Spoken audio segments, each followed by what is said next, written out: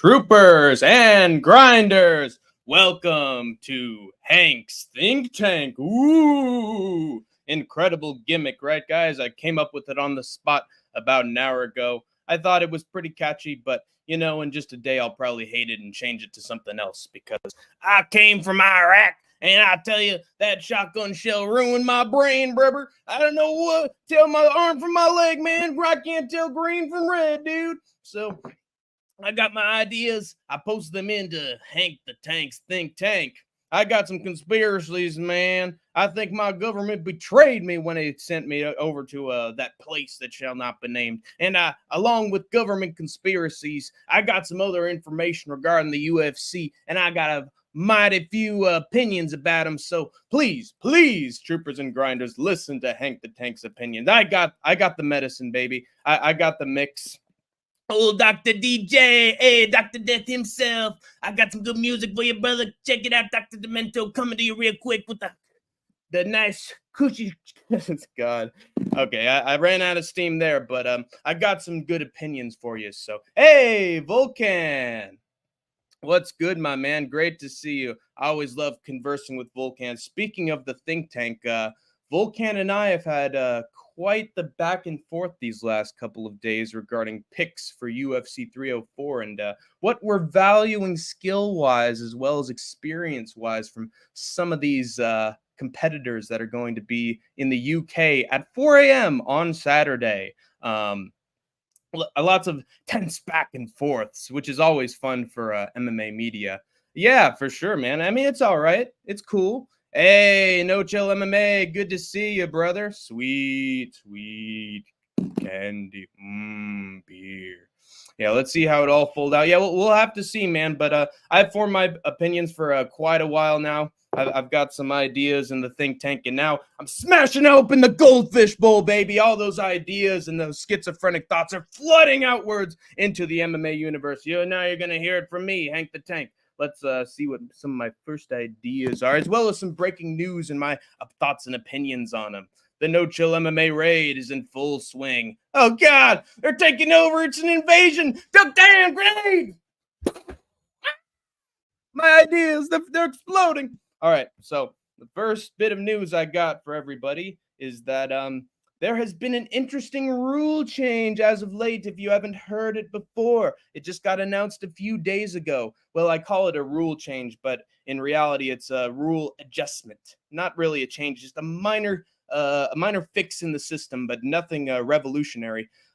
In October is where it's supposed to be implemented. Laura Senko made the UFC rule change announcement recently, where she said, basically, knees to grounded opponents. That's been a controversial rule in the unified MMA rule set for quite a long time. We've seen it from Chris Weidman as of late. We've seen it from Roman Dolidze as of late. They changed the knees to a grounded opponents are legal rule in that you know how sometimes fighters will put their arms down, their hands touch their fingertips, hit just the ground, and that prevents them from getting a knee to the head. And it makes the knees illegal. Well, that rule has been modified so that now if you put your hands down and they knee you in the head, now it's legal. So we're going to prevent another Dolidze. We're going to prevent another Weidman so that little bitch doesn't have to complain anymore on ESPN about it. Or Ariel Helwani's podcast. I mean, I totally take your side, Chris Weidman. Look at those marks on your eyes. Oh, poor victim, Chris Weidman. Let's make it 10, G. Let's fucking go, Hank the Tank. Hey, I appreciate it. No chill. So, if you got your fingers down on the mat, someone knees you in the head, now it is perfectly legal. So, for all the Imavovs of the world and all the guys who knocked out Chris Weidman, you're welcome. The UFC just gave you a Christmas gift before December. But unfortunately, it's not a complete rule change. So, if you get your knee down on the mat, it still counts as an illegal strike. So we're still going to have title changes if Peter Yan knees Aljamain Sterling again, and Charles Oliveira or Alex Perez have Arman Sarukian or Muhammad Makayev down near the cage and they get their knees down, if you hit the knee on them, it is technically still a grounded opponent that you're kneeing. So this rule change isn't completely changing the MMA landscape. It's certainly not changing the UFC. We're always going to have our rule exploiters, but now we at the very least, the hand on the mat is now perfectly legal. So the moderate amounts of cheating are now intolerated in the UFC. It's a shame that it's not all knees to grounded opponents are legal, but I'm happy that it's implemented, and I'm sure we'll get less ridiculous non-finishes in the future. All right, yeah, for sure. I know that, man. You see, when I went to Stonewall in New York, Hank the Tank was what they called me because, you know, I had the big thing downstairs and they said it was the size of a tank. And oh my goodness, man, my cannon. They would talk about my cannon all the time, girl. Yeah. That rule's out the window, thank God. Next, I wanted to mention, the leprechaun. The leprechaun. I'm off of meth, brothers. I'm here to get that pot of gold. Only thing I need getting flooded into my veins are those Lucky Charms, man, and some milk, some chocolate milk. Ain't that regular gay-ass milk. It's milk, man, real chocolate milk. And I'm off the bad stuff. I'm on the good stuff. And you'll never catch me in my pot of gold. I'm going to get that gold in the NOFC before you get a hand of my pop, baby. And I'm not talking about the pot of gold. I'm talking about, ooh, yeah. I'm talking about the real grass you see at the end of the rainbow. You hear? Leprechaun. Oh, good old Andrew B's cousin. And somehow he turned out worse than Andrew. Crazy. Next, we got a bit of MMA news. Conor McGregor fires Mike Perry, despite Perry also holding a major position in the BKFC. In my opinion, this is nothing but talk from Conor McGregor. Who in their right mind would fire Mike Perry after he lost a boxing match to Jake Paul? Somehow, I guess that removes all your stock within the fighting game, and I understand that. But the thing is, Anderson Silva lost Jake Paul. He fought afterwards. Nate Diaz fought and lost. He fought afterwards. It really seems like Conor McGregor's been too focused on fighting that preacher Michael Chandler that he doesn't understand how MMA outside the UFC works or combat sports, because when you lose to Jake Paul, that's not a knock on you at this point, man. Jake Paul's a high, not value. I mean, maybe value. I don't know, but he's a high influence figure. Mike Tyson's fighting him at this point, so it seems like everybody and their fucking mother is fighting Jake Paul at this point. Nothing to be ashamed of when that steroided freak beats you. And if they were to actually fire Mike Perry, which they can't because he has a major position in the company outside of being a fighter, it would be the biggest mistake the BKFC could ever make, because if you saw MMA Guru's video on Mike Perry, you'd realize that every single YouTube video on BKFC's channel, like the top 20 most viewed videos in BKFC are all Mike Perry, including recent interviews he did, stuff outside of his fights. So Mike Perry's a star in BKFC. He made bare knuckle fighting, and so if they were to fight him, they're the biggest fucking schmucks on the planet. Honestly, I don't see them firing Mike Perry. I could see Mike Perry quitting if he can't take too much of Conor McGregor's bullshit. Either that, or they'll have to put him in a matchup with Conor, which I really don't see happening because Conor's on a UFC contract and he's too much of a bitch to actually agree to that. He'll just type with his fucking wife cheating fingers, and he'll pretend like he's going to have a fight just like Khamzat Chimaev and then pull out at the last minute. You know, I wish Conor McGregor could pull out of his wife D, but he never seems to be able to, because now they got kids in the double digits. Poor McGregor, poor man. Bad man. But yeah, they're not going to get a fight between Perry and McGregor. Now all BKFC can pray for is that Perry stays and that they can still book a few more fights with him in the promotion before he makes his exit. But yeah, what a dumbass tweet from Conor, when the guy who's making you the most money in the promotion that you own literally got enough influence that he could actually have a fight with Jake Paul, who's one of the most I guess you could say relevant figures in boxing. And so, yeah, you're going to treat him like crap after he loses to Jake Paul on short notice. Get the fuck out of here, you fucking Koki. But anyway, beyond. Oh, and by the way, Mike Perry's trying to make his own based promotion with dirty boxing that allows elbows. And so why would you try to wish something like that out of the world? You're going to punish him for trying to make more alternatives to MMA and more fun fighting promotions that could potentially make you a bunch of money if Perry's giving you some of the profits. I don't get it, man. Conor is just, we know his track record. He says things that are out of pocket. He just tweets a bunch of nonsense, or he's drunk at a club and then, oh, fuck Usman, fuck Topuria, fuck Topuria. And he just costs him over and over again. So anyway, I'll move on from that. Nothing but facts, exactly. Here's another fact. Leon Edwards, he completed a full court shot with a basketball all the way from the other side of the fucking park. We don't know how many takes it took him to get the ball into that net, but he got it. And Belal, meanwhile, is saying a bunch of opinions and a bunch of predictions and things that he's going to do, which are never really going to culminate at the end of the day. Belal said in a recent interview that he would go over to Leon Edwards' team and attack them Khabib style if he won at UFC 304. But then again, he also said in that same interview that he would not shoot one takedown on Leon Edwards.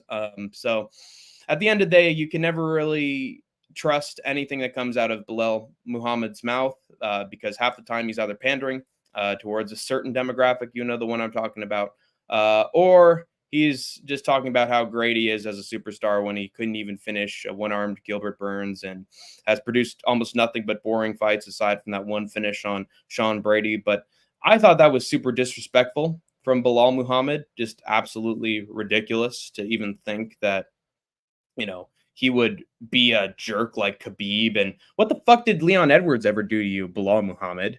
He said that he would, you know, he did say that, oh, the welterweight division isn't that prestigious and I'd like to move up. But then again, Islam's saying that, Tapuria's saying that, Sean O'Malley's saying that, Pantoja's saying that, Alex Pereira's saying that. So, I mean, nothing out of left field there. Did he disrespect you at all? Did he say anything about your religion? Anything about how you fight? I haven't heard anything from Leon Edwards regarding that stuff. It doesn't seem to me like Leon Edwards has been that disrespectful towards Belal. So now Belal's saying that he's going to fight his team and start an all-out brawl at UFC 304 Khabib style. Might be just to get some press. Hey, I'm covering it. But either way, you're just pretty much selling your soul to try to get some publicity, free publicity, which is not going to work out for you, Belal, because the truth is you want to, you know, portray yourself like you're some deranged killer in that octagon. You have barely any finishes, and who you have finished are a bunch of scrubs who've only had a couple fights in the UFC, and your performances are made up of you trying to take people down, failing, and then having absolutely rotten boxing on the feet. Nothing compared to Leon Edwards. What's my top two favorite fights on the card? Definitely Tom Aspinall versus Curtis Blades. Has to be one of those because both of those guys have huge power in their fists. Guys who are up a weight division. As much as No Chill said that the heavyweight division is not made up of power punchers, we've seen some knockouts like those from No Time Volkan Ozdemir. So I think that we're going to see a finish in that fight, whether it's a submission or it's a KO. It's funny. I was sort of saying a similar rhetoric like I was with that Tom Aspinall versus Sergey Pavlovich fight, but there ended up being no takedowns whatsoever and no need to implement some grappling from Tom Aspinall. So that could be the case here. I think Tom Aspinall is a lot faster than Curtis Blades. I think he's more powerful than Curtis Blades as well, and might go like Pavlovich versus Blades, except I think Tom Aspinall is going to have even better technique. I think the only way that Blades is able to win in this fight is if he finds some way to slow down Aspinall, finds a way to stuff takedowns by basically luring Aspinall in to shooting a takedown and then stuffing it and then finding success on the feet or on the ground. But I don't know, man. It just seems like Aspinall's way too quick, way too swift on the feet. There's no heavyweight on the planet, much less the UFC, like Tom Aspinall. So I got Tom Aspinall by knockout in that one, but it's going to be an explosive fight. either way. And then I'm also very interested in Bobby Green versus Paddy Pimblett because there's been a lot of publicity regarding that fight, so therefore there's a lot of expectations. Paddy Pimblett and Bobby Green aren't always the most reliable guys when it comes to putting on a show and having fun fights. I mean, Green has been squashed against better opponents before. He's been knocked out by Drew Dober. That was a fun fight, but his style is very undependable. And with Paddy Pimblett, he's either getting guys down and submitting them or failing to even take them down and failing to get their backs. So it just seems like with Paddy Pimblett, it's either all or nothing. And his all has been against really bad opponents. And Bobby Green, I don't think, is that level of bad opponent. I've actually got Bobby Green by decision in that one. Hopefully we see Bobby Green pull Jim Miller and just beat the absolute crap out of Paddy Pimblett and make him unrecognizable over 3 rounds. I'm starting to like Paddy more. He was insufferable back in 2022, but he's come around. Yet I honestly just still hate his booking, and I hate how the matchups that the UFC has been making for him as the fucking fake hype train. So I want it to be derailed at some point, but I don't wish ill of Paddy Pimblett. I do want him to get back to his feet. I want him to learn. I want him to get better because it seems to me like Paddy Pimblett is becoming a better person. So, hey, I respect it. But with that, it's a classic striker versus grappler matchup. Classic striker versus takedown artist shit. And I just think that Bobby Green is going to be able to stuff the takedowns of Paddy Pimblett since he couldn't submit Tony Ferguson. But that'll be really fun. Mine is Duncan versus RoboCop. Yeah. Chris Leroy Duncan versus RoboCop. Who you got in that one, Coolstrom? What are your picks? And Cap versus Mokaev. Who do you think wins in those two? I would like to know. I personally think that RoboCop finds a way to beat Christian Leroy Duncan because I don't think that Christian Leroy Duncan is Bruno Ferreira levels of power and that he can put out RoboCop with one shot. Seems to me like Chris Duncan often goes to decision with guys who are at a similar skill level to his own. And he has to really put the shots together and combinations together in order to finish his opponents. If he hits RoboCop with some big shots, he's going to open up a fucking third eye on his forehead, and he'll survive into the later rounds. Like RoboCop's a tough SOB. That's why they call him the RoboCop. Freeze, creep. Sayonara, RoboCop. He's just like RoboCop. You can't kill him. So that's why I got RoboCop. I think he'll be too durable for Duncan, and he's got good technique too, as well as takedown ability. People forget, man. RoboCop has taken down his opponents before, and we haven't really seen Christian Leroy Duncan on his back before, so that might be an interesting possibility if RoboCop implements the grappling, if you will. And then with Cap versus Mokaev, I've got Cap. I got Manel Cap in that fight. I know I was just talking about being unreliable and hard to depend on. Cap is very unreliable as of late when it comes to making weight, when it comes to not contracting an illness that gets him out of action. Same thing with Khamzat Chimaev. Cap and Chimaev are fucking blood brothers at this point. But I just feel like Cap has very underrated grappling and takedown defense, whereas Mokaev's wrestling is highly overrated. He's gone to close contests with Jafel Filho, close contest with Tim Elliott. I mean, come on, man. I like Tim Elliott. I think he's solid. And Perez, I know, and again, I know Perez improved, but those guys are beating the crap out of you. Those guys are countering your takedowns, and now you're on bottom. You know, he's not an undefeated, unbeatable grappler like Merab is. Like, he's had his takedowns reversed, and he's been on bottom before. And he's come very close to losing his fights if he doesn't get a finish. And he didn't get a finish on Alex Perez. So it seems to me like Mokaev's on just a gradual decline the more he starts fighting better opponents. And I feel like this is the roadblock right here. Manel Cap I think he's just better than him on the feet. He's better. As Homelander would say, I'm better. But when Mokaev shoots a takedown, I think Cap's going to fucking reverse that shit and get on top. So the real question is whether or not Manel Cap will lose at the scales. And Manel Cap might lose at the scales, guys. So we might not end up seeing that fight at all in the first place. Imagine if Tom's knee gives out again. Yeah, it'd be sad. But the thing is, Kolstrom, we haven't heard anything from Tom about it. At this point, he's been so what's the word for it?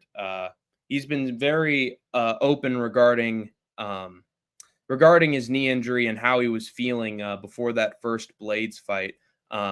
Transparent. He's been transparent regarding his Blades fight and very clear that he was feeling bad beforehand. I haven't heard one thing from Tom Aspinall about how his knees feeling, how his legs feeling. I know the TJ pretended he didn't have a shoulder injury, but we all knew he had a shoulder injury. With Tom, I haven't heard a peep out of him, and he looked fantastic on the feet. And he with Tom Aspinall, you have to remember that he's only having like one round per fight.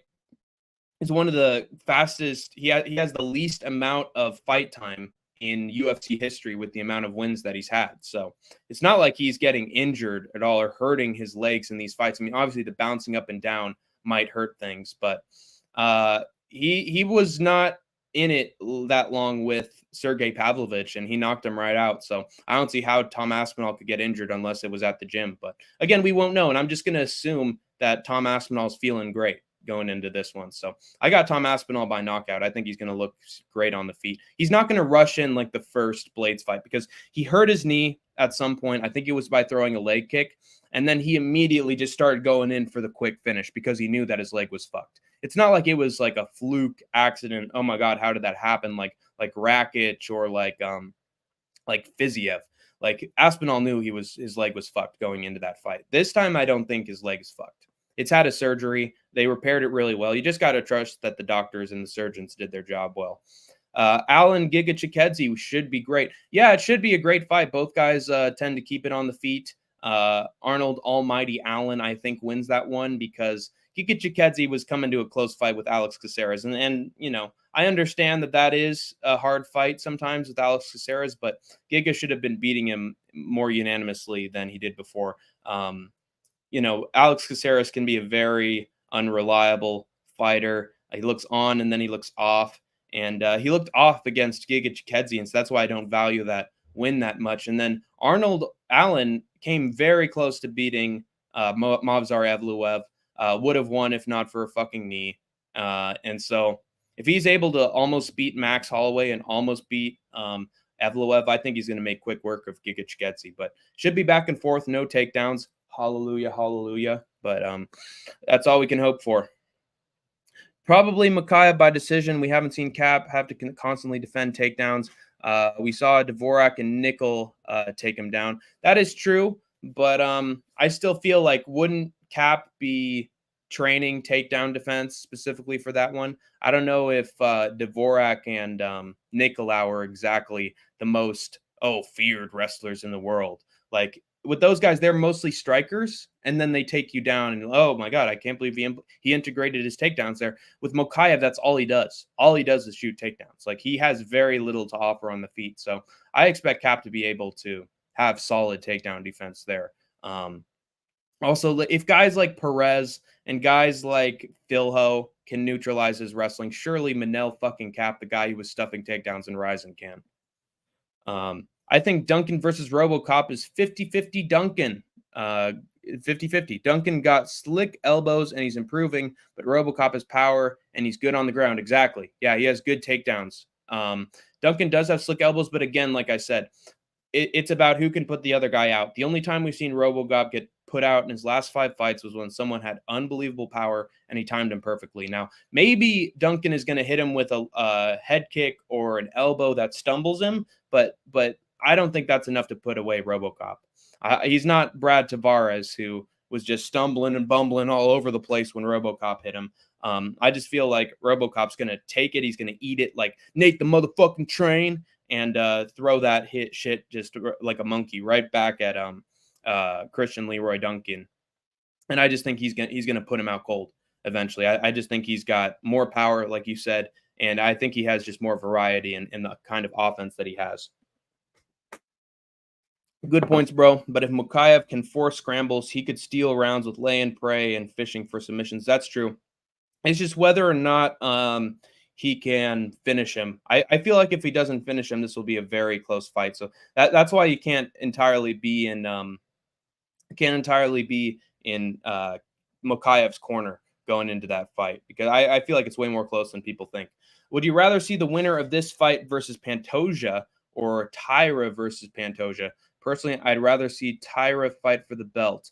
Yeah, I think that Manel Cap has basically thrown all of his stock away just over this last year. And so even if he gets an impressive victory, I don't think it's enough to secure him a title shot. If he'd have won back in early 2024, I feel like he definitely would have earned himself a title shot. But the momentum's in Tyra's corner. I really think they're screwing over Steve Erceg at the moment. They should be giving him Brandon Moreno and like a #1 contender since he pretty much beat Alexandre Pantoja, in my opinion. So they should have given him a rematch or given him someone that gives him one fight away from the title, because it's clear that if we don't have Steve Erceg versus Pantoja, he's not going to get beat. What's good? Hey, Captain Deadpool, nice to see you, man. I'm glad that you're attending. I'm glad that we've rebuilt the bridge a little bit. Yes, this is Hank the Tank. I am Hank the Tank of Skate Tank MMA.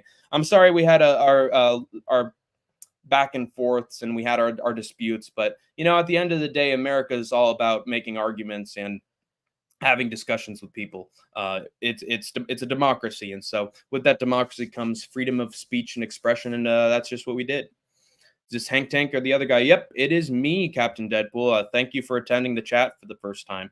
Usually, this is with me and the Idaho Skatesman. Skatesman is usually on the left, and I'm on the right, and we break down UFC cards. We do our predictions, and then I have my own fight companions that I do, and so the format is like what you're seeing now, and I just watch the fights and do play-by-play commentary. And then on Sundays, we have our recap streams where we break down what happened, not only in UFC, but in the entirety of regional MMA, as well as boxing. And so we cover a lot of different sports during the weekend. And then sometimes we do fun videos and ridiculous stuff. Like if you watch our regular videos, I got shit post edits of myself reacting to fights. And then Skatesman's got some interesting stuff on the way too. It's okay. You debating on musical tomorrow with somebody? I'm trying to, Captain Deadpool, but musical hasn't sent me a message yet about who I'm actually going to be debating or what I'm going to be debating about. I'm going to assume it's going to be a MMA hater over the Second Amendment and gun rights. I feel like that's one that I could have some reasonable arguments for. And it would be a good back and forth. Haters seems like a pretty negotiable kind of guy, but it all comes down to whether musical messages me. Could you imagine the grappling exchanges between Tyra and Pantoja? I think Tyra would be live for a sub. We saw Moreno take Pantoja's back, and Pantoja always gasses in the later rounds. That is true. Unfortunately, I feel like he doesn't really present that much on the feet. I could actually see Pantoja sort of beating him up a little bit in the early rounds. Maybe it's enough to sort of, I don't know, take away Tyra's momentum or sort of snap him out of his usual style going into the fight. But yeah, it's true. In the later rounds, I could definitely understand trying to do a live bet on Tyra by sub if Pantoja gasses out. We either need somebody who's going to submit Pantoja or somebody's who's going to beat him up over 5 rounds. But I don't think it's Tyra. I think he's too small. Another breaking rule change. Ooh, let's hear it. 12-6 elbows will now be completely legalized. Are you serious about that? No chill? If so, that's fucking awesome, dude. That's a ridiculous rule, in my opinion. It doesn't matter what angle you hit a guy with an elbow. If it does damage, it does damage. Every strike that we throw in MMA does brain damage or some sort of damage either way. It's just a fucking technicality that was dated going back to the 90s and the 2000s. So I'm glad they're trying to get rid of that one because it's just resulting in ridiculous no contests, Cool. I'll hopefully be tuning in as a spectator exclusively tomorrow. Well, I appreciate it, Captain Deadpool, and I'll try to have that thing organized and put together. Dead serious.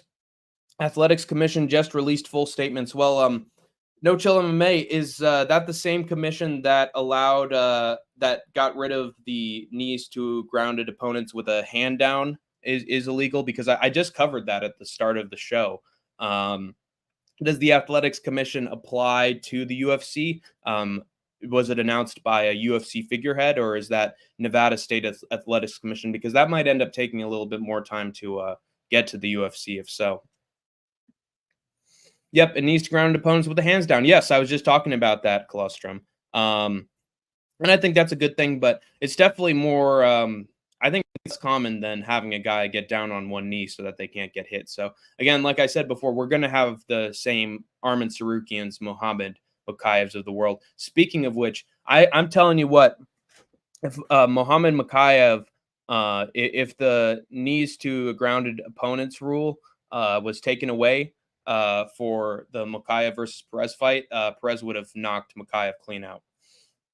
He got down on one knee, like he was fucking proposing to Alex Perez. And in any other sport, in Japan especially, he would have been kneed right in the fucking face and put out, and then he would have just been another wannabe grappler in the UFC. So, yeah, I think Mokayev's career has been kind of fluky right now, and that's why I'm picking Cap over him. I know that Cap hasn't had the greatest track record, but he's not winning his fights by fluke. He's taking his losses and improving.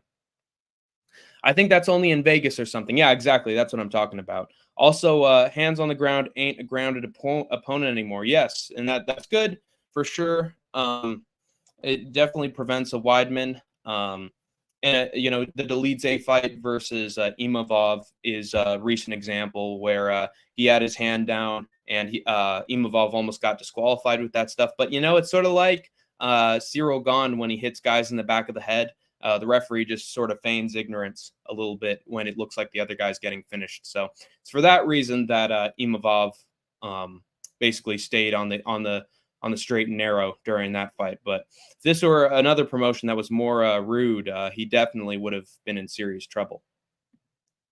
So funny seeing Verna pop up in the bottom left of your stream. The smell of that ting, yeah? Oh my God, she smells like some sort of muskrat of a ting, yeah? I'll tell you, Verna, you'll do as you're told. You want to be my top bitch, you'll do as you're told. And if you want to go to the yacht, you're going to have to smell like booze, you fool, yeah. I think I saw you on the bottom of the ocean one time, yeah? Verna Jandaroba, the kraken, that giant octopus, a squid of a ting, yeah? That fucking kakara. I shot one the other day when I was out hunting in Louisiana territory, yeah? I was out in Brazil, and I came to the favelas on horseback, and I killed and raped the entire village. And then there was a kakara, and I shot at that loser of a ting, yeah? You fucking Verna Jandaroba, your fighting days are good, yeah? Unified rules. Yeah, good old unified rules. Those have been around since, well, I think the most recent one was like 2013 or 2014 or something. But haven't there been unified rules going back to like the 90s? Because I'm pretty sure there's some guy named like Ratzinger. I forget what his name is. And he was a big boxing commissioner during the 1980s and 1990s. And he helped create the rule set for the UFC and how it worked. Because, of course, there was the John McCain human cockfighting spiel, and they needed to regulate the sport a little bit more. And then I believe his name is Ratzinger, I'm pretty sure, but it might have been something else. He had glasses, and he made the final call during the Tyson versus God, what was his name? Let me look. He bit his ear. Remember Tyson versus. Oh, God. And when I look up Tyson versus in the fucking search tab, it's Tyson versus Paul. What a fucking world we live in. Holyfield, Evander Holyfield. When he bit his ear and Ratzinger came in and he basically officiated that fight. He's the one who created the UFC rules, I'm pretty sure. And so all that ties back to him, and then that got updated. I'm pretty sure that Ratzinger's actually been pretty based when it comes to the rules, and he's just been basically trying to deregulate the sport, if anything. But Nevada State Athletics Commission, we saw what it was fucking doing with Diego Lopez for jumping on the cage, and what it was doing for Arman Sarukian for swinging at a fan. Those guys are fucking not MMA fans, and they're definitely not people who follow the sport all that much. I know that they create the rule set, but they seem like a bunch of fucking filthy casuals to me, because how the fuck do you find Diego Lopez for jumping on top of the cage? That's the most ridiculous call I've ever seen regarding activities in the cage I've ever seen in my life. I'm glad that they ended that case for Diego Lopez. That was the most ridiculous fucking thing I've seen in my life. I've seen Wolverine versus Hulk scene, Mr. Deadpool. Oh, so you saw Wolverine and Deadpool. What do you think of that movie, Juiceman? Give me the inside scoop, because if it's good or not, I might end up seeing that movie. But it's just strange, man. Is Deadpool even under the MCU or the company that produces the Marvel movies, or is he like an outside entity like Spider-Man or something? Because he always, his style and his kind of directing is just so dissimilar from everything that Marvel does that it feels like another studio's making it. But maybe he's just like the redheaded stepchild or the red suited uh the red suited stepchild, I should say, because his style is definitely different from the MCU films. Let me know how that movie is. I might go see it. Actually, guys, what if you're Marvel fans? I'm sorry, I'm a comic books fan. I got a list of I got a series of comic books in that drawer over there. Before I was an MMA fan, I was a comic books fan. I would recommend the TV series X-Men 97. I'm pretty sure that's what it's called. X-Men 94, 95, 96, 97. Somewhere around there. It was a new animated TV show that did like a remake of X-Men. It was fucking excellent from top to bottom. It definitely captured the spirit of the original show if you're into that shit. Holyfield, yep.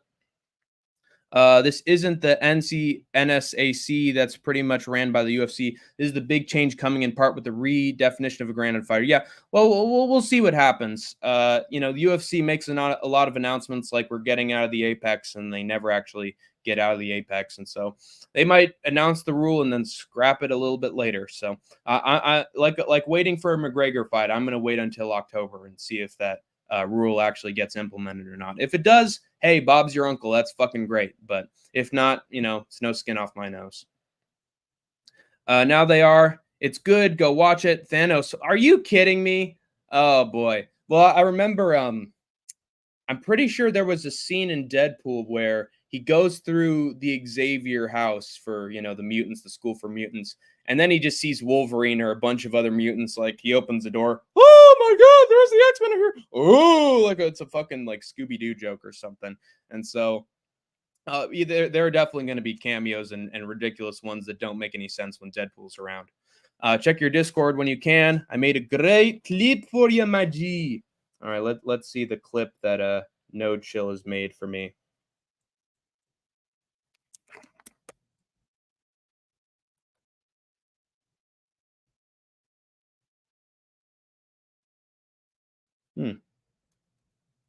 I don't hear it. Uh-oh. That ain't good. Might have to send me another version, No Chill. It doesn't have any audio. Or I'll turn off my phone. Stop. Go. I know I'm speaking all facts, man. That's good. Go watch the whole movie. Theater smelt like turtle ankles, though. Well, I think maybe they were waiting for the new Teenage Mutant Ninja Turtles by Michael Bay, but I don't think it panned out, man. I got a few friends who like turtles, and so they might have brought those guys in as well. Given that it's turtle ankles, it might also smell like Verna Jandaroba. So I don't blame you if you fled the theater after that. Not a UFC announcement. It's from the National Committee of Boxing and MMA. See, that's the problem, No Chill. There's the option of we'll apply that, but will the UFC go along with that rule, or will they find a way to legally finagle their way out of that? Because we've seen the UFC do that before when they've dealt with lawsuits. We've seen them deal with organizations and find loopholes and workarounds out of it. So I don't think anything's concrete when there's a new rule in the mixed martial arts, because you never know if the UFC is going to follow it. What's up, fellas? Ooh, Capitan Rafuco. Great to hear you, man. Good to see you. Hey, man, if you want to come in and have a little chat with Hank the Tank and let me know what you think, I could always provide a StreamYard link if you want. You could let me know what you think about the upcoming UFC 304 fights. I could do a little show like Idaho Skatesman does and have some people on. Raf is in the building. Damn right, brother.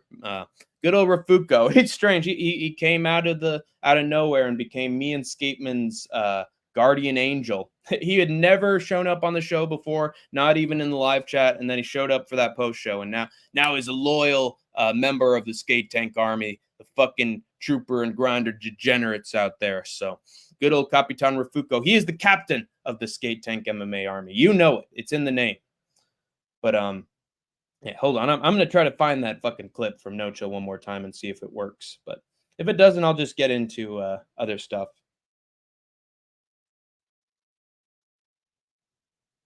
Yeah, it doesn't have any audio. Poor little No Chill Jr. gonna cry. I think I got one more bit of news for you. Over here at the Skate Tank MMA Hour. Let's see what we got. All right, got a little bit of news for you. So, Nick Diaz's travel issues. Apparently, Nick Diaz was unable to attend the Saudi show. I believe it was Sandhagen versus Nurmagomedov. Don't know when that's happening. It might be October. Who fucking knows? It's usually in October.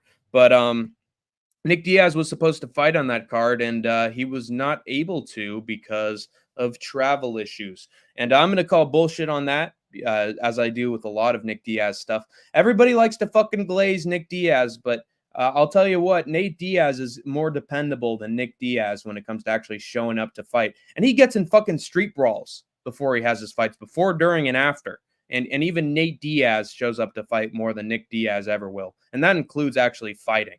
I still think that Lawler versus Nick Diaz fight was a little bit fucking rigged because Lawler threw less major punches on Nick Diaz than he could have. So the result of that fight was fucking fixed. But Nick Diaz, there was news that Nick Diaz was not even having a training camp going into the Saudi Arabia card. And so he was already in a really bad shape before he even had these travel issues, you know. Sorry, I got a mouse trap on my fingers, you guys. I was going for that petrol oil so I could fuel up my tank and then you know. But Nick Diaz, he just hasn't had that much training in the gym. He's hiring a bunch of chuckle fucks to train him, and so he was unprepared for his fight with Vicente Luque. By the way, that's another fucking take I'm going to say. Gonna give fucking Nick Diaz to Vicente Luque. I know that Vicente Luque is definitely past his prime and definitely a little bit fucking jittery in the cage, but you're still feeding Nick Diaz to the fucking wolves. And they gave Nick Diaz to Chimaev, so they definitely fed Nate to the wolves. They tend to do that with the Diaz brothers, and they always fucking prove them wrong. But Nick Diaz, awful training going into the fucking Abu Dhabi card. And so, yeah, I'm assuming he pulled out and they just blamed travel issues for it. I don't know if they're rebooking the fight. It would honestly be sadistic of the UFC to rebook Nick Diaz for a fight, same fight against Vicente Luque. I actually think that Tony Ferguson has more of a chance against whatever the hell his name, the guy that Kevin Holland beat, Michael Chiesa. He has more of a chance against Michael Chiesa than Nick Diaz does against Vicente Luque. Fake live, premiere video, I'm out. Oh, yeah, well, you stayed and you sent me 3 more messages, AJ, so I'm going to have to call BS on that. Tell Eagle any day, anytime, Hank will stomp him out. Yeah, absolutely, dude. Hey, unlike Eagle, I used to be an actual Boy Scout. I fucking took the Scout Code of Honor, bitch. So I know how to tie a knot. I know how to go out camping and use my knife and deal with fucking predators out in the wild. And so I know how to deal with the predator in Eagle MMA. I see you wearing that fucking Boy Scout outfit around the kitties. So yeah, Eagle MMA, you're a potential Drake in the making, and I'm gonna pull a fucking Kendrick and expose you, bitch. And that's a no diddy. But I would stomp out Eagle MMA because he's a fucking virgin. 12-6 for life, son. Yeah, for sure. We're starting to get some changes around here. Don't know if those changes will stick around over time, but they're definitely going to be around, at least in our in the public conscience. So we're going to have less ridiculous non-finishes, that's for sure, if the UFC applies them. I got my money on Hank. Yes, sir. And what would I do against Eagle MMA? I'd probably hit him with a front kick. I'd train the front kick, and then I'd hit him right in the fucking face and break those 4 eyes of his. Eagle just simping for Rigo, as he's done from the very start, as he's done with Lost Souls MMA. 4 months, had to fucking invade other people's chats and act like a fucking spaz. Eagle MMA and Rigo. Eagle doing nothing but spamming. You want to call me an intellectual? He was doing nothing intellectually stimulating when he's in other people's chats. He just sounds like a fucking tard, a little bit of a spaz. And so that's going to be his legacy, is that one annoying little gnat you got on your ear, and you gotta fucking slap the gnat off your face. And so that's what Eagle MMA is. Weblo for life, Vato. Okay. Well, Denial, you're gonna have to translate that one for me, because I'm not sure about that one. But definitely keep on spamming some messages in the chat and give me some gobbledygook. I could use some on the same level as who was that guy? It was fucking the crocodile in Isha's chat. I think his name was Hank as well, and he was posting a bunch of poetic voodoo stuff, and I didn't know what that stuff meant, but maybe eventually we will over time. Weblo is a level of scouts. Thought you would be aware. Oh, Weblo. I think Weblo is like. Thought Weblo was like a specific area or location for the scouts. I know there was Eagle Scout. Let me look at the classifications of scouts. It's just been a long time. There's a Star Scout. Types of Boy Scouts badges. We don't need no stinking badges. Yeah, Cub Scouts, Scouts BSA, Sea Scouts. Let's see. Oh God, I'm becoming Eagle MMA slowly but surely. Civil programs, Boy Scout programs, and badges. Let me.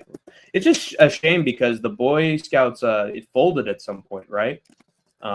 Which is a shame because I used to be a part of that for years and years and years. But unfortunately, they closed their doors. I think there was some like fucking homophobic people who were just going against it. I think that's been a movement's been around since the fucking 70s and 80s, because I remember my dad was a Boy Scout at some point. He was setting up his own meetings, and the adults, and especially ones who don't like some aspects of that camaraderie, they just viciously assaulted the program, and I think that's probably the reason why they shut down.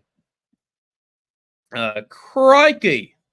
My guy Eagle with his stolen valor. Yeah, for sure. I don't think he had valor in the first place. Looks angry. I'm going to touch it.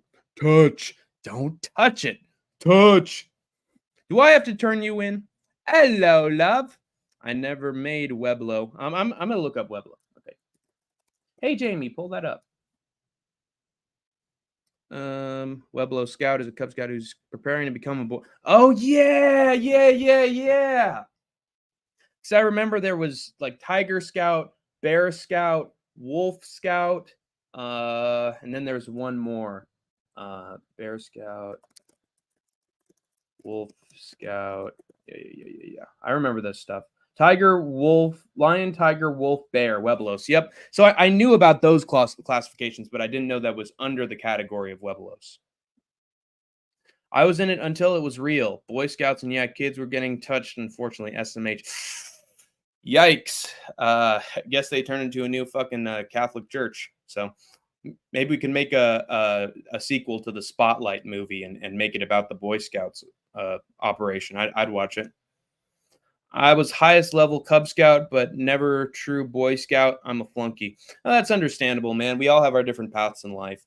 We all have things that take up our time more than other things. I'm just lucky that I had parents who like really wanted me to get through that fucking program. My dad, it was just a Boy Scout forever, so he just wanted me to get the highest classification. But I'm telling you, Denial, most of the time, most of the reason why kids aren't able to achieve the highest ranks in Boy Scouts is because the parents fuck everything up. Like they're just terrible at planning events. Most of the time they get their paws in where they don't belong, and then it just ends up not really benefiting the kids over time. Hank, or we riot. Well, I'm going to be here, man. I was like 7 to 9. Wiblo was my last step before failure. Man, that's a shame, Denial. But hopefully you learned the great lessons of the world through other means. There's street smarts, and then there's academic smarts, and you can get those street smarts from anywhere and from anyone. I like that shit for sure. And I think there's some stat on success rates in life directly correlated to being an Eagle Scout. Yeah, absolutely. I think a lot of it is just about self-control, patience, about getting your shit together and having good organization as well as communication skills. And I think it's just about having good mental health as well as solidarity with other people and inner strength. Hey, Irish Animal, nice to see you, man. Am I in the game yet? Am I in your UFC 5 game yet? How's Isha doing in that game as well? Is Sean in there as well? I have no idea, but you got to give me some updates regarding some of the guys in that game. I'm going to be around for another 10 minutes, guys. So please give me some questions. Give me some MMA topics that I can produce from my absolutely broken down brain. Also, I'm going to close these fucking curtains because I'm starting to look like a fucking X-Files or Star Trek character with the goddamn lighting on my face. Yeah, we'll get some updates from Irish Animal. Should get your Scout GED. Let's look at that. It's just been forever since I've been in there. A through G high school class. Oh well. You're saying a Scout's general education degree? Is that an actual thing or is that just a joke? To go back as an adult and collect all my badges like Billy Madison. Well, let me tell you about your early days as a Scout denial. You blew it. You blew it. And what was there? Oh yeah, great thinking, Junior. I'll say that about you. You retired. I haven't done you. Oh well, you haven't done me yet. No, I honestly wouldn't. I wouldn't want you to, man. No diddy. Don't get anywhere near me. It's as the police would say. Don't stand so close to me. Maybe you could do my custom character though. We only have cadets in Canada. Haha. I don't think we have any scouts. Only the imported cookies. Nice. Were you a part of that illegal import program, Misha? Were you sending in the cookies, yeah, over the border? Yeah. I did it all for the cookie, huh? The cookie, huh? So you can take that nookie and stick it up your, yeah, stick it up your, yeah. Just a joke. I figured, but yeah. I hope you were involved with the operations for as long as possible before you got out. You're lucky you're an alive man today, Junior. Tough shit, Junior! Despite it being so hard to get guns in Canada, they teach you how to shoot them young. And I'm not talking about shooting guns. I'm talking about shooting up, baby. So they taught you about the good stuff early on. Thanks, Trudeau. Smuggling Girl Scout cookies across the border. Exactly. Now, if only we could replace drugs with Girl Scout cookies, the world would be a much better place. We could get that fucking. Let me look at some Girl Scout cookies, man. I'm bringing back a flood of old memories. There was a fucking mint cookie that was fucking delicious, dude. Yeah. Caramel chocolate chip, caramel delight, Samoas. Yes, Samoas were the fucking shit, dude. I loved Samoas. I still love Samoas. I just haven't had them in a long time. The caramel delights, Samoas, peanut butter sandwich. Girl Scout cookies. Oh, peanut butter patties, the tagalongs. Yes. Oh, those are great. Thin mints. The thin mints were what I'm talking about. Thin mints were the shit. Chocolate starfish. It's an interesting name. I couldn't be implying anything. And the hot dog flavored water. Rat organs. Nah, I just sold weed in high school. Nice. Well, I hope it came with some weed brownies, Isha. And fireworks, yes. And you're continuing to commit your evil, treasonous acts and getting involved with the police. Get away from those fireworks, Isha. You should only be doing that in the deep south, brother. Celebrate the 4th of July like you're supposed to. It's likely that your character won't be created as I work a lot for AIFC, and that's the Animal Irish Fighting Championship, right? You work a lot for it. Aren't you the boss of it? The Thin Mint Girl Scout cookie. Yes, exactly. Girl Scout cookies are greater than drugs. Hank for prez. Yep, exactly. Here's the plan, you guys. You fucking legalize the drugs that are good. The drugs that are good. I learned this. This is my fucking soapbox moment. Legalize the drugs that are good, such as shrooms and marijuana. Fucking dump the other stuff and arrest all those fentanyl importing pieces of fucking shit, those wannabe gangsters. Keep the good drugs, and when you legalize the good stuff that markets out, you fucking arrest all those bastards who are bringing in the drugs, and then you bring in Girl Scout cookies instead, and make Girl Scout cookies way too expensive, and next thing you know, fucking Colombia and just Colombia and Venezuela and Honduras are bringing in the cookies, you know. Bought them from the indigenous reserves, wicked cheap, and sold them in ciggies in high school at a markup. Hashtag hustler, man. Well, you could use your freelance work to keep selling those cookies, man. Import them. Thin mints are goated, absolutely. Isha opens his trench coat and pre-rolls and bottle rockets on display. Hey, little guy, you want some of this fireworks? Woo! It's like the Sesame Street sketch. Hey, Ernie, do you want an O? Oh yeah, the letter O. Shh. Right. It can be very useful for making different words. Oh yeah, like octopus. Right. Wiener water soup. No diddy. Pause, as Dominic Reyes would say. I'd buy it. It's probably better than shark fin soup. Hooah! Hooah! Denial 100%. No! Another guy runs it. Oh, gee Louise. Irish animal, not even fucking graduated from high school, and he's already got a job at the state of our economy. Wiener water soup is res special. Just add seasoned salt. Well, anything with soy sauce tastes good in Nisha's world, so might as well put some soy sauce in that wiener water soup. It's automated intelligence fighting. Oh my god! So you're working for an AI, and they say I don't have faith in the oncoming generations. Can anybody imagine a marijuana infused thin mint? Hallelujah! Hallelujah! Hallelujah! Hallelujah! That's what they were eating back in the 60s during the hippie era. Hey, man, you want some of this thin mint weed cookies? I'd far out, man. You're going to see colors, dude. Let's go to Woodstock together and eat some cookies, man. I'm hungry. I'm hungry. I had too much of the munchies, man. Hey, Kobe. Fruit salad. Yummy, yummy. It's Kobe Wiggle. Celebrating the best in both worlds. Kobe Bryant, the guy who totally didn't assault a woman, and the Wiggles, who definitely didn't assault any women. Insert Hank's Dare commercial, sponsored by the Girl Scouts of America. I dare you to sell some Girl Scout cookies. Only you can sell Girl Scout cookies. You hear me? Soy sauce eggs. It's what's for breakfast. Maybe in Canada, but not over here.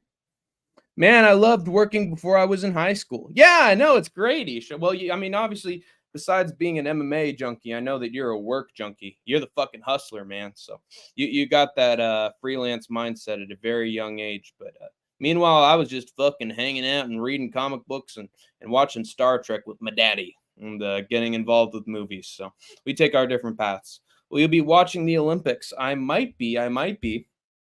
I was watching some tryouts for the Summer Olympics recently, and American gymnastics team did pretty shit. We're starting to lose our edge, man. We might not do too well in the Olympics this time around, especially with the French. We gotta get some French nationals in there, mon ami.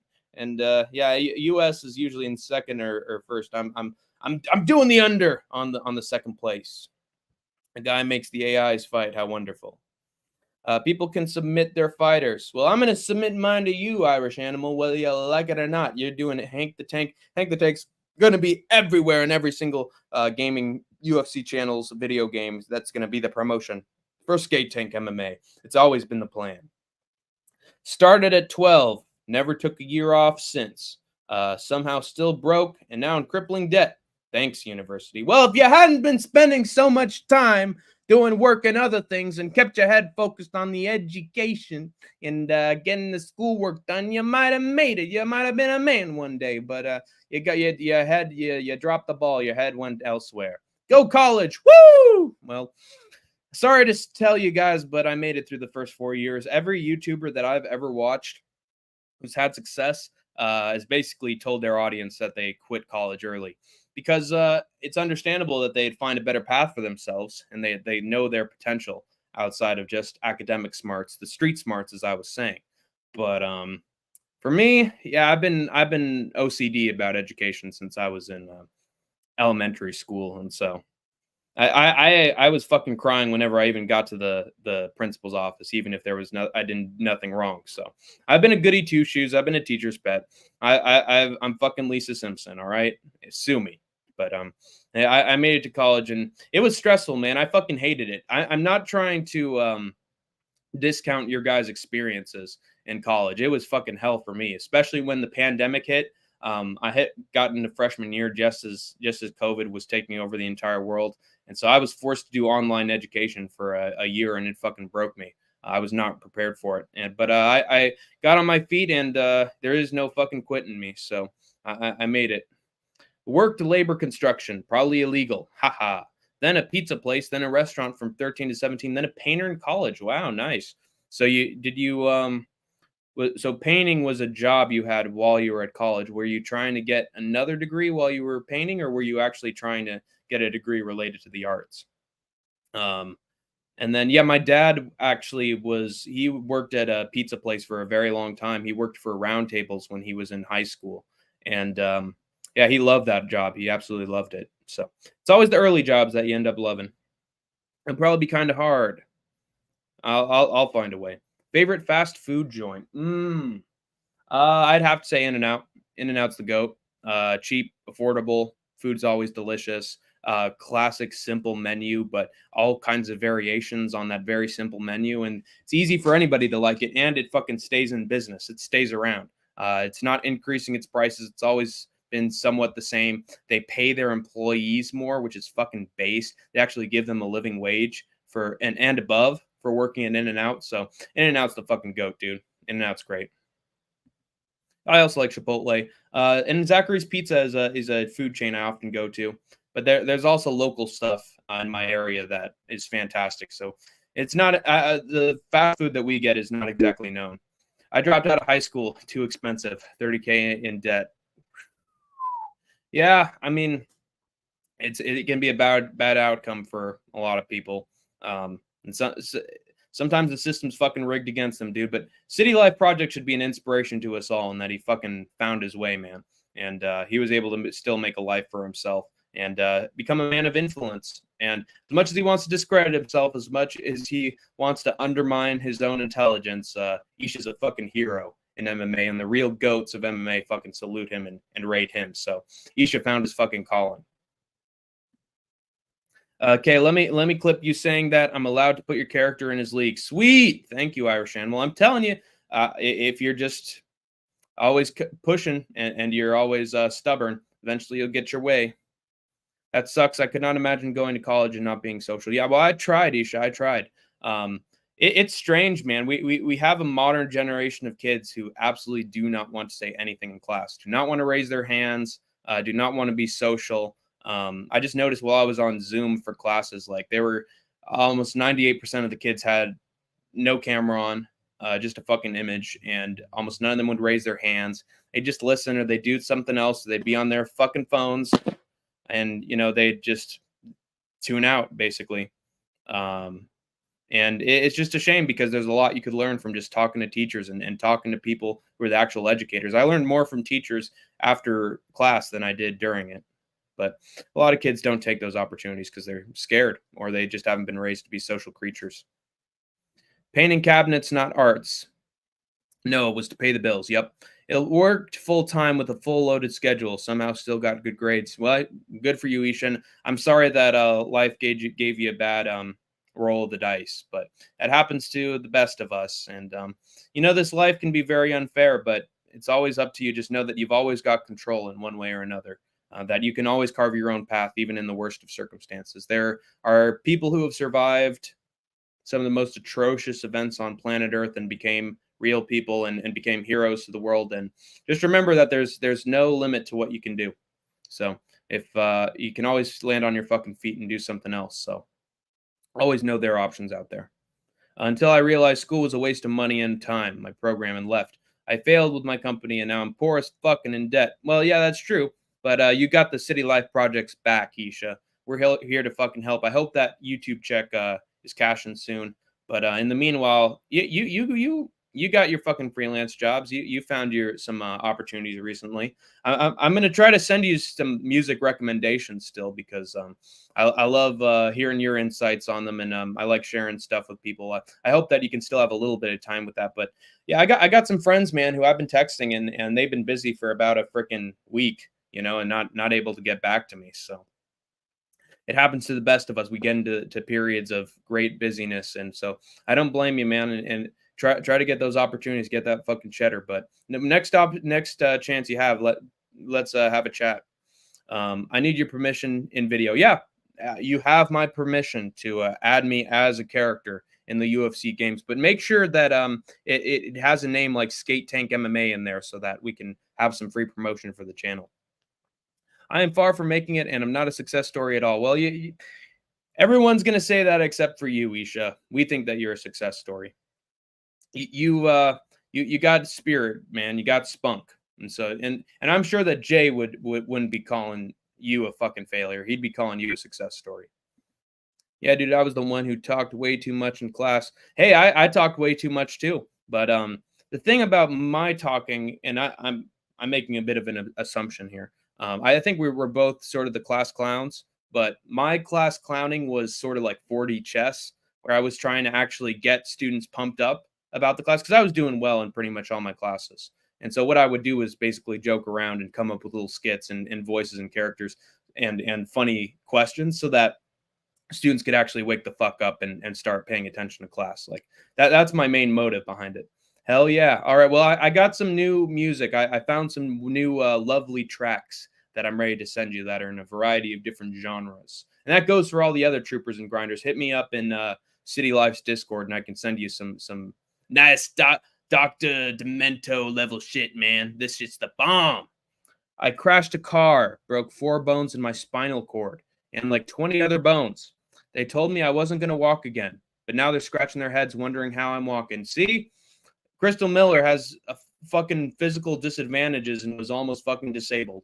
And she found a way to walk again, and she got back on her feet, and now she's living life and loving it. And I'm not saying that applies to everybody. Let's be honest here, guys. There are people who grow up poor and die poor and die alone. And I'm not saying it's a success story for everybody, but as long as you're breathing, you got a heart in your fucking body, you can find a way to be satisfied with life before you go. You'd be surprised what you can overcome. Yeah, you can overcome quite a lot. I just called bullshit. My teachers spewed and challenged them. Well, in that case, Isha, the problem might be that your schools suck. Problem might be that they're not very well funded or they got staff that's fucking nimrods. Let me tell you a story.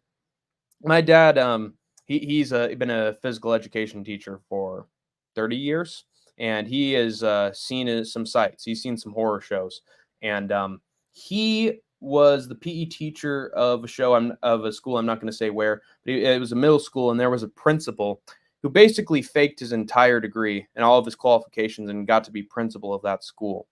And so he did nothing but spend school funding on his buddies. Would just send money to all his rich friends or people in his life instead of the actual school and the kids that he had responsibility for. My dad caught him and fucking exposed him during a meeting, and then he pulled a fucking Ted Cruz or that puppet leader of Afghanistan and basically fucking fled and caught a plane and got the hell out of there. So there is corruption within the school systems. There is corruption within education systems.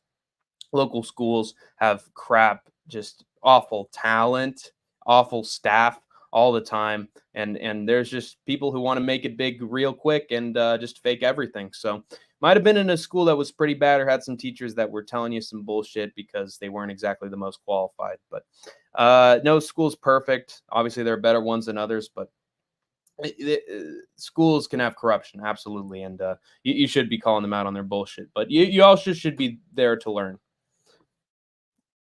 Crystal, that's amazing. The human body is truly amazing. It is absolutely amazing, and so it's sort of amazing. Like the human body is trying its absolute best to keep you alive, no matter what. It may seem like your body's betraying you sometimes, but there are responses that the body has to pain and to torture and to all sorts of things that it can actually like repair itself and try to keep you alive, sometimes to your own detriment. But your body is a constantly changing system and it's constantly recreating itself. You may not see it, but it's always trying to heal itself. Some teachers were great, some were brainwashed idiots, absolutely. If you want to see the color, I have a video of it on YouTube. Maybe share it with me. It's not copyrighted, so hey, send away. If you gotta send a fucking link to it here at the Skate Tank MMA Hank Think Tank, go ahead, send me a video. Just I'll check it out for sure. Maybe Irish Animals in the crowd, so maybe you don't want to show a little kid those images. It'll traumatize a little guy. But yeah, definitely send it to me or send it Isha's way so we can move it out. All right, time to stretch then run. Yeah, I got to head out too, guys. I've been streaming for an hour, and I've been very happy to see all your lovely faces. But yeah, I got to get out of here. I got a life, as Mr. Krabs would say. So thank you guys so much for watching, for tuning in, for giving me your questions, comments, and concerns. Thank you for listening to my ramblings for about an hour. I hope I was insightful. But yeah, peace out, Isha. Nice to see you, man. Sorry, I meant if you want to see the car. Oh, okay. Never mind. Boo! You stink! Gotta count some Tough House B-roll later. Yeah, oh yeah, that's true. Yeah, I gotta do the counters with you. I can't stick around. Yes, too many houses to count. Too many cooks, too many cooks, too many cooks. But pleasure chatting with you guys. Thank you for listening to my bullshit. And might as well end it with signature Hank the Tank mantra. You have escaped the war zone. For now. Fuck Conor McGregor. Fuck Belal. And all these guys are fucking pussies, man. Here's the fucking thing about these UFC multimillionaires main events, you guys. They're always making up BS to try to get some free publicity. They're all a bunch of degenerates, you guys. You guys, the fucking degenerates out there who are in my side, the ones who are here on the Skate Tank MMA channel, the guys in the Skate Tank Army. I fucking love you guys. I do everything for you guys. All right, and I'm gonna keep doing this shit till the wheels fall off. So you've escaped the war zone for now, you lucky punks, you sons of bitches, you.